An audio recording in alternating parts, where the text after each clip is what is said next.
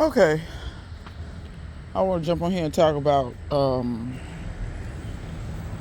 progress in the garden, and then I got some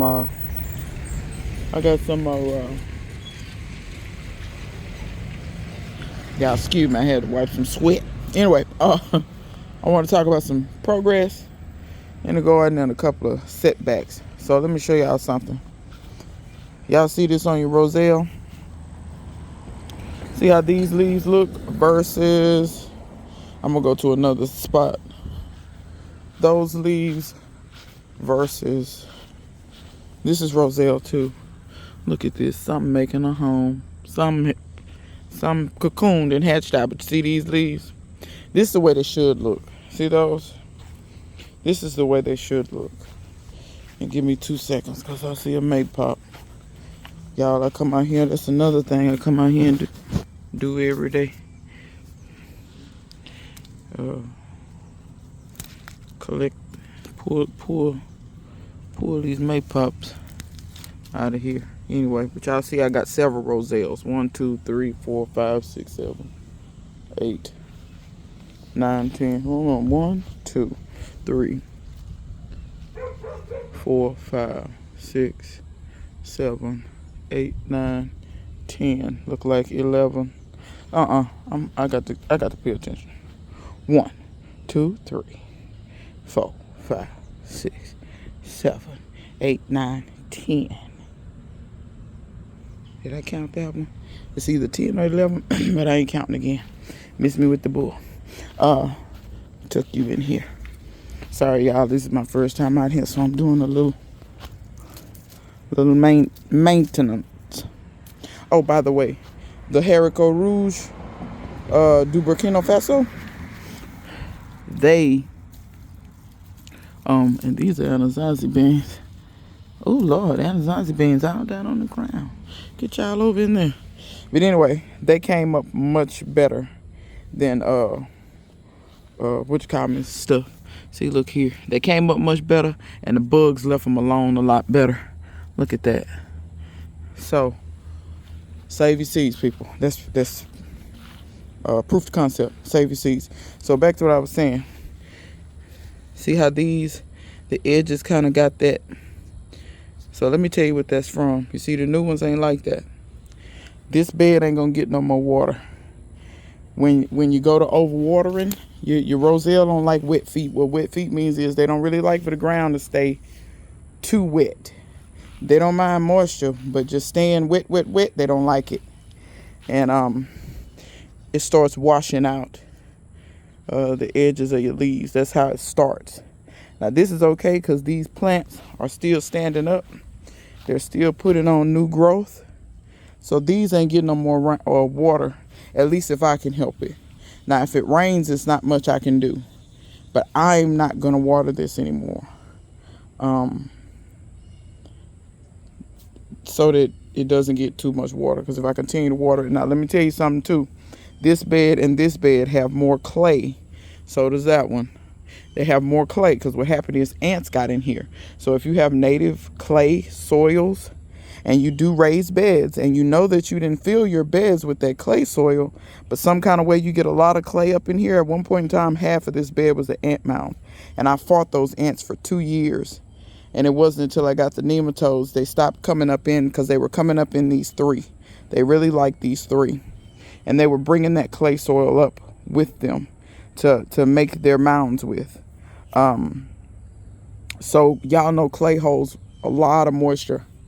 Clay is just, it almost just stays sticky like, right? So if you know you have that native clay soil and you've dug around in here and you've seen that maybe ants or some kind of way it got mixed in with your raised bed soil, watch your water because clay stays more moist than your other soils. I mean, it's almost like paste if you know anything about clay.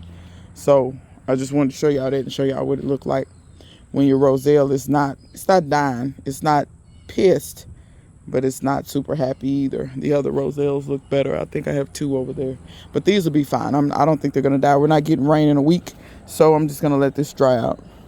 I'll water the rest of the garden, but I won't water this one specifically. I won't water this one.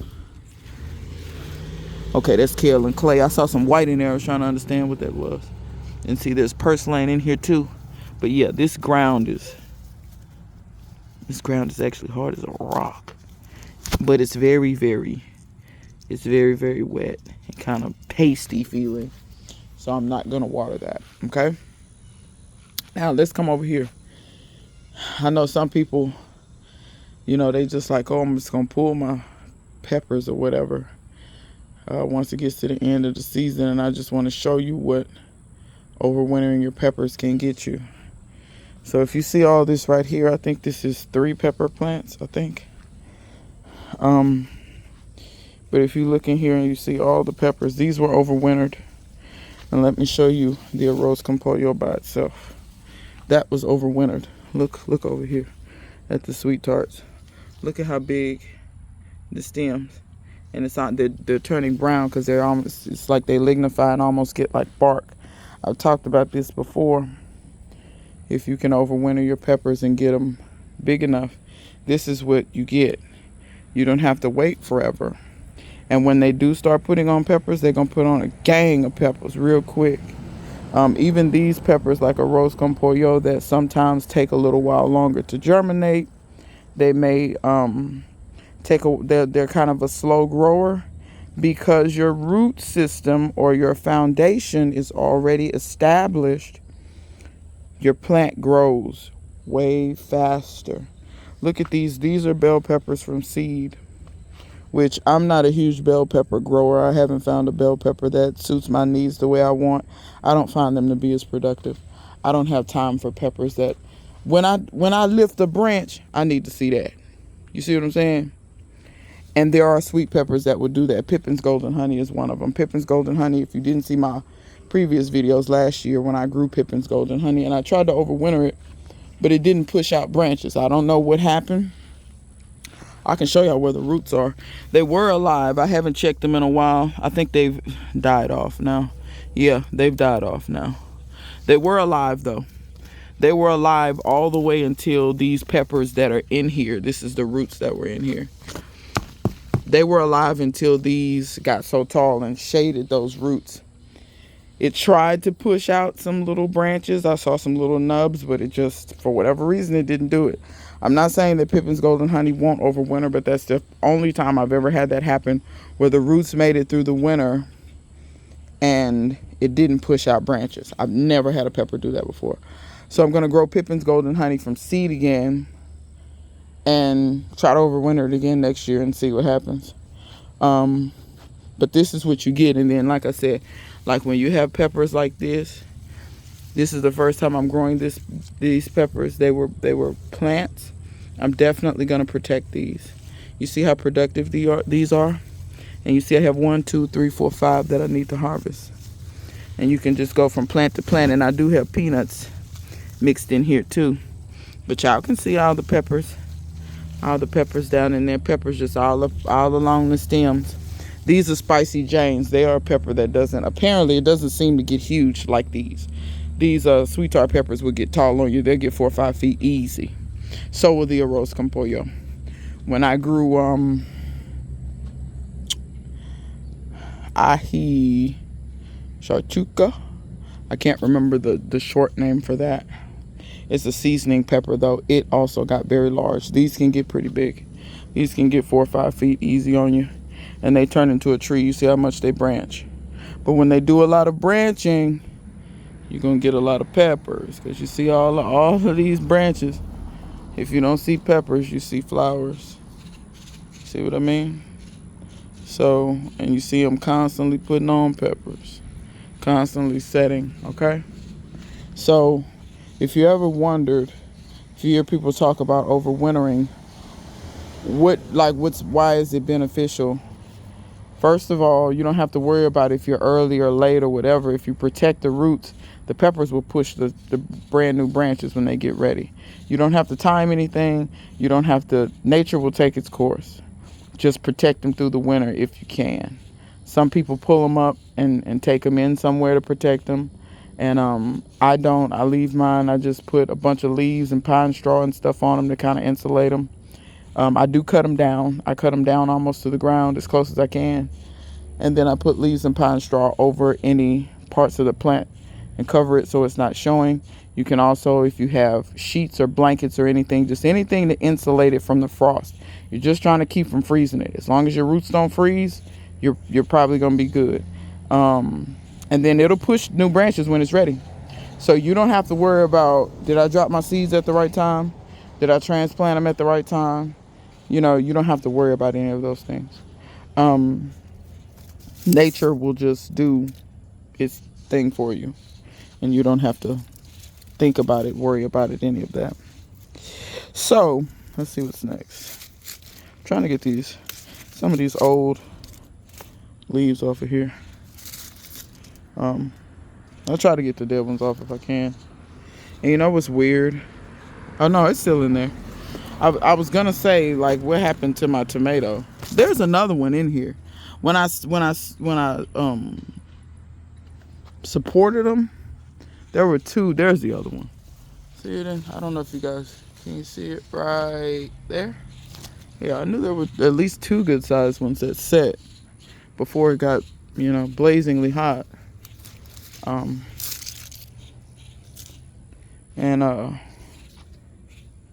But I'm sure some more will set. But even if they don't, like I told y'all before, I ain't worried about it. I hear Woody up there beating. He beating on the telephone pole. Lord have mercy. Just tearing the telephone pole. Stop tearing up my tax dollars. They charge us for that. Not directly, but y'all get what I'm saying. Telephone poles come out your tax money. But yeah,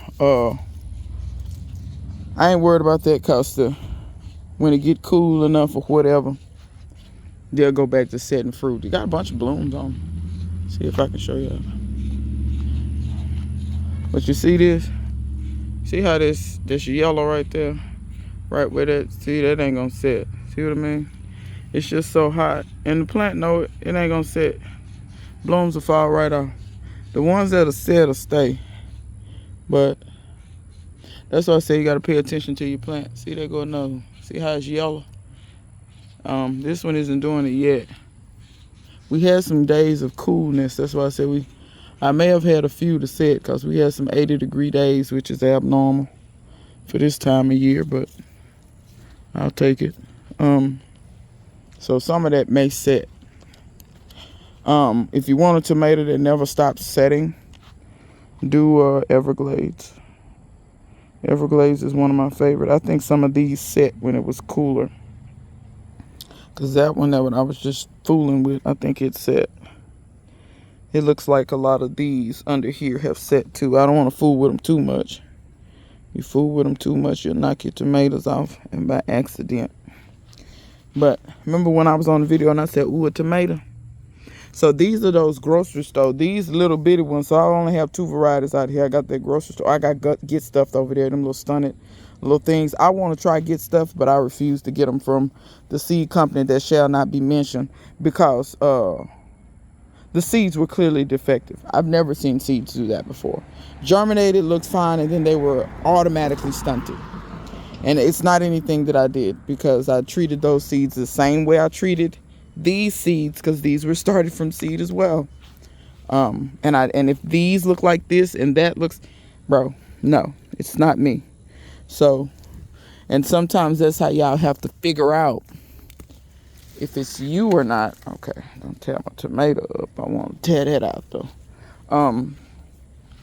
If you did something and you had one batch that came out okay and the other batch that did not, that's not you. That's definitely the seeds. Because if you did something wrong, they all would have, had an issue. Same with these. These were actually old seeds, and look at how these just want to grow. These are some seeds that I'm very, very excited to taste these. I have two of these. These I actually did wait too long to plant. I waited too long. It was my fault. Look how they look now. Look how they look. African Queen was actually bad seeds. I don't know if I'll get a tomato or not. I'm gonna try to feed the hell out of it and maybe see. But you see, once I did get it out into the garden, and what I'm gonna do is, you see all these see leaves that like bug damage and stuff like that, I'm gonna break some of those off. And what does that do? That encourages new growth, new healthy growth. Leaves that don't have a bunch of holes. When your leaves have a bunch of holes, which you can't always help it, understand that does affect your photosynthesis a bit. This isn't so bad, but for a plant like that, I want the leaves all to be more like those new ones coming in. But just like I said, those plants, I actually know I left them where I left them for too long, and they're growing up beautifully. These are some new peppers that I got. So these are cayennes, I think. Let's read the pot. So somebody gave me these long red cayennes, and I guess that's when they were planted, 3/8-25. They were this big. It's 3 of them in here. They were this big in those tiny pots. I guess one could argue that, does that stunt that? I'm gonna be honest, y'all. I think peppers are almost kind of like survivors. Sometimes you can leave them in that small pot like that, and they will get big. And these have peppers all over them. They have peppers all over them. So, do I think I'm gonna have a problem out of them? No. They're already productive. The chick had already harvested some peppers off of them. So, but she gave them to me. She said she already had like 3 or 4, so she gave me 3. So y'all just remember that about your peppers, even if you leave them in a pot too long. A lot of times, y'all, certain stuff just wants to grow peppers, tomatoes. There's other stuff that's a little bit more picky. Sometimes, like if you leave a watermelon in a pot too long, because they don't like their roots to be disturbed. That's why it's better to just direct sow watermelon. Certain stuff is better direct sow. Roselle, watermelon, okra, cantaloupes, I prefer to direct sow. You don't have to. It depends on your season, though. Sometimes you can't. But if you can get away with it, try. These watermelons are looking okay. I don't think I'm going to get no melons. I don't know. Let me not say that.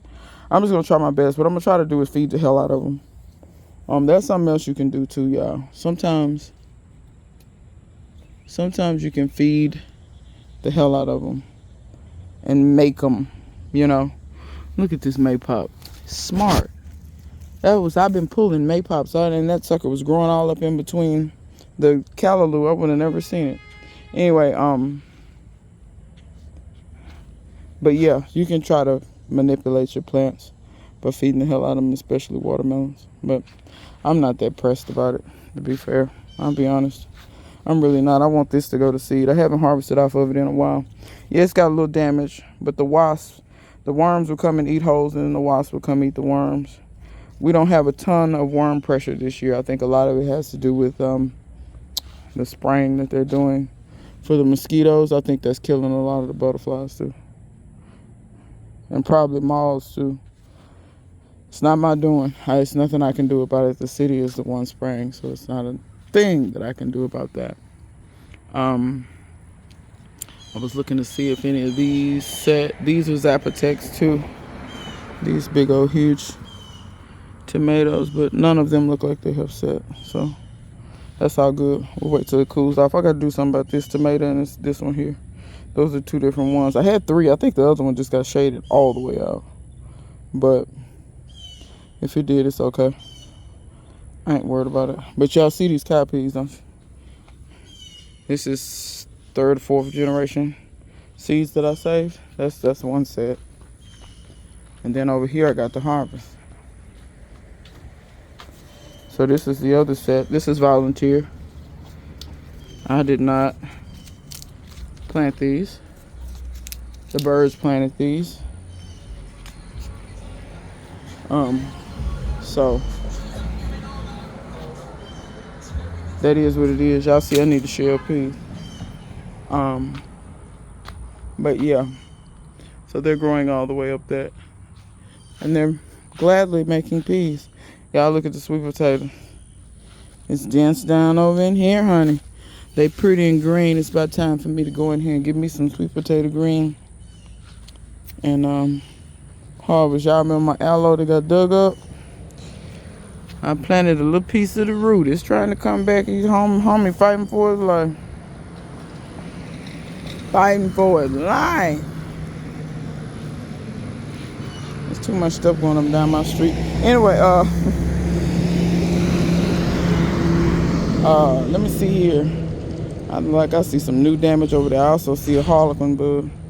I got to see about this, but a lot of this is cow peas too. Oh, let me make mention of this. And Aisha, if you listen, Uno, it's just me. Be quiet. He don't like that truck went past. Anyway, he doesn't like loud trucks. Anyway, if you have something that's getting ate down by worms, y'all remember how I said wasps, and anybody who's grown cow peas can probably verify this.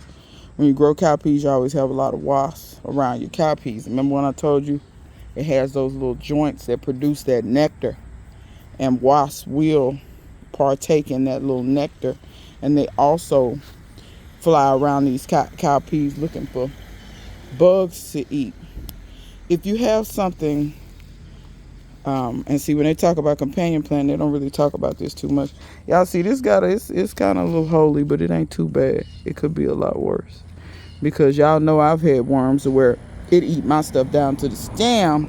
That one over there actually looks really straight. But anyway, you can use your cow peas as a hell of a companion plant. And what do I mean by that? Since the wasps automatically seek out the cow peas, if you have things like collards, maybe plant your cow peas in between them. Leave a gap for cow peas in between your greens, or plant, or like if you have grapes, and this is what I say, Aisha, I hope you listen. If you have grapes, plant your cow peas next to them. They're going to do two things. Number one, they're nitrogen fixers, so they're going to put nitrogen into the soil. That's really all those greens need. And if you have grapes, grapes can benefit from nitrogen. They need more than nitrogen, but they benefit from nitrogen. So they're going to fix nitrogen, but those wasps are going to be drawn to those cow peas, and those wasps are predatory. So when they see worms on your greens or your grapes, you see what I'm saying? Because maybe the wasps, because I noticed that wasps are not automatically drawn to certain plants. One year, I had a worm eating my sweet potatoes to the ground, and that was before I was filming on YouTube. And I believe those were army worms, just like what's on your grapes, Aisha. But I did not know that about the cow peas at the time. And if I had known that, I would have planted the cow peas over by the sweet potatoes, and then it would have drawn the wasps, and the wasps would have seen those worms and been like, oh, here goes some food. You see what I'm saying? So sometimes we have to lure our beneficial pests to where they need to go. You see what I'm saying? So now that I've said that and thought about that, y'all, if you have greens, or if you have something that's getting a lot of worm damage, that's hard as a rock, boy. I didn't know that sucker was on there. But if you have that, try to plant your cow peas next to whatever the worms may be eating and stuff up. And maybe your wasps can help you with that problem. Y'all see what I'm saying? Help lure your wasps over to where your worms may be. And if you know you had a problem with that crop before, like for instance, I know worms gonna go after my collards and greens and things. I know worms are gonna try to go after certain crops, the amaranth too. I'm gonna be more diligent about planting cow peas in close proximity to the plants that the worms like. For instance, y'all see, I ain't been putting no kale and clay, but you see how these ain't ate up, and see how these have holes. What's that over there? Cow peas. And one day I came out here and I saw those worms. I think they started over there on those cow peas, but I saw those wasps coming over here, because this be worm damage. It's worm damage. So I either do BT or I do kale and clay, one of the two. BT works a little bit better, but when you're constantly getting rain, that kale and clay actually doesn't wash off in the first rain. It'll stick around for, a couple of showers, and then you have to reapply it. Because I don't know if y'all can kind of see the white cast on the older leaves. The newer leaves I have not, but see how this kind of still got a white cast? That's because we've only got like one rain shower, and then this new growth came in, but that old growth had kale and clay on it. But this is less ate up than this over here. Ain't no cowpeas even remotely close to this. The closest cowpeas is over there and way down there. So this more readily gets eaten. See what I'm saying? More readily gets eaten. So y'all just think about that. The proximity, how you plant things, and when you think about, since everybody's hollering about companion planting, whatever, y'all think about all those things, and think about overwintering your peppers and things that you can overwinter and try to keep. I advocate to try to keep as much as you can, especially things like a pepper. I don't think a lot of people understand that peppers are perennials and not annuals. They just happen to be annuals in certain climates where it gets cold enough that it kills them. But if you can keep them alive, they'll come back, okay? So I think that's all I got for today. I see a few peas I can harvest. Y'all look at that red vein sorrel. I can't wait till it get a little bigger to harvest that. But till next time, look at that. Beautiful. See you guys later.